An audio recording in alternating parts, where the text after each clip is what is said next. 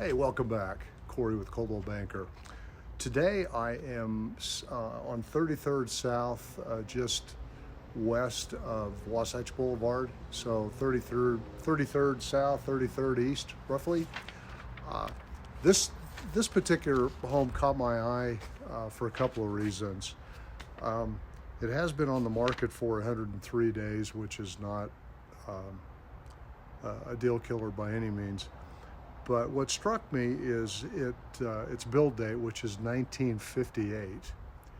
And the reason I say that is on an earlier follow-up post, I mentioned there was a home on Jupiter in Olympus Cove, really not that far from here, that went on the market for $599. And this one is currently at $699. The difference being that one was untouched. It was completely original. It had just had absolute love and attention showered on it, but nothing beyond that. And lo and behold, when the numbers came out for the sale, keep in mind it sold for, rather it was listed at $599 and almost doubled that amount. Okay. This is original. That was a '59 Rambler.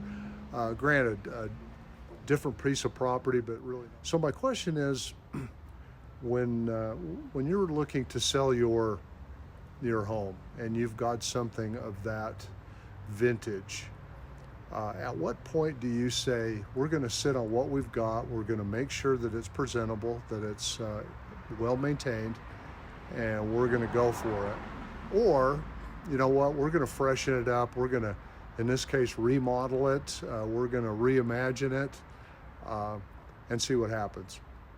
So I guess that's my question, is at what point do you choose what direction to go? Because again, this one's been on the market for 103 days. Originally, it was went on the market for $870, and it is currently $699. So, just kind of wondering what their thought was. Also, they were very upfront that they've been having some cleaners come in, but the bigger question is they're so close to finishing this. They've done a nice job, you'll see. The downstairs isn't complete. They still have to put the carpet in, some basic punch list type stuff. But I'm curious why they wouldn't have held off maybe a couple of weeks and finish this baby up before putting it on the market, because now it sits. So anyway, just some ideas and some food for thought. So have a seat and let's spin this camera around and see what's going on. So the exterior, they threw some paint up, cleaned it up a little bit, but nothing in particular. Always kind of curious at what point they lavish the money on.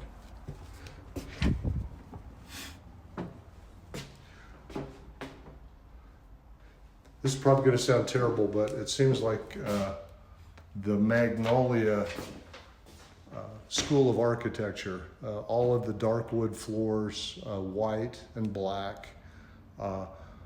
Not terrible by any means. The floor is, I would say, a cheap laminate. It kind of squeaks under my feet. Cool windows. Not super noisy in here. You can see 33rd South, REI right across the street. So it's, could be noisy, but it's not terrible. Kind of an interesting position for really a beautiful tub right in front of your window in the driveway. Not quite sure about that. Nice walk-in shower, beautiful large walk-in closet. So they put a lot of thought into parts of it.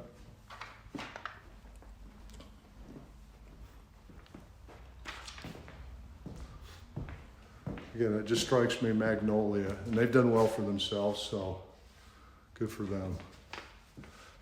Okay, another small bedroom, but pay particular attention to the beams. You know, they really that design flavor of the late 50s. I particularly am very fond of it and wonder what it looked like before it went under the designer's spell. Again, it looks nice. I mean, they big windows.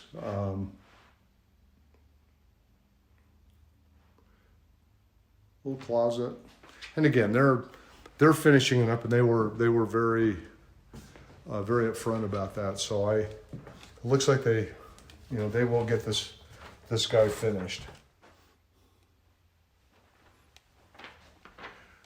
Again, it would have been interesting to see what type of features this home had.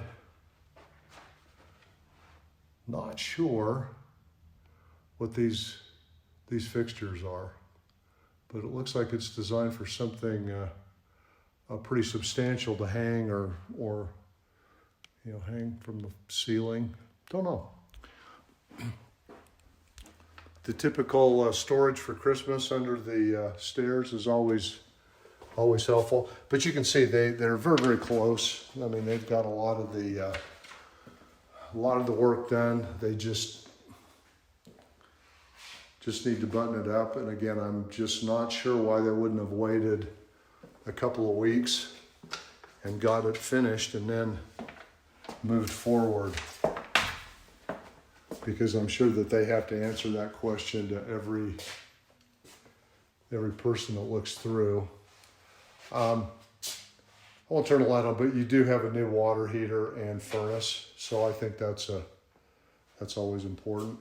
Down there, to your camera's being a little jiggly here, but to the right there's another storage area, probably 10 by 6 maybe, which is nice. Another full bath, so you've got you know, plenty of room for everybody, which is nice. Okay, let's go back upstairs. Okay, just a few closing thoughts. Great freeway access, no question. I will say it is quiet inside. I'm not so sure that would be the case if you were entertaining, like doing barbecues and such. I'm not sure how noisy it would get, but you know, it is what it is. It started, as I mentioned before, it started at $870 and it is currently at $699. So they've come down a lot, almost $200,000, which is too bad. I wonder if they would have finished, you know, again, putting it off a couple weeks and getting it finished, if that wouldn't have changed things. But more importantly, when you're in a situation that you've got a home that is of this mid-century modern, and you're deciding whether to flip it or sell it as is. Again, I don't know what the property looked like, so you know, perhaps this was the best course of action. But it does cause me to pause. Again, back to the home up the street that almost doubled its price, and they put nothing into it other than just providing a really well-maintained, cool house.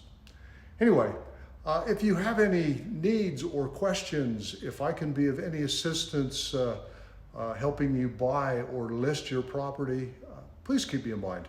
Would love to work with you, and until next time, see you soon.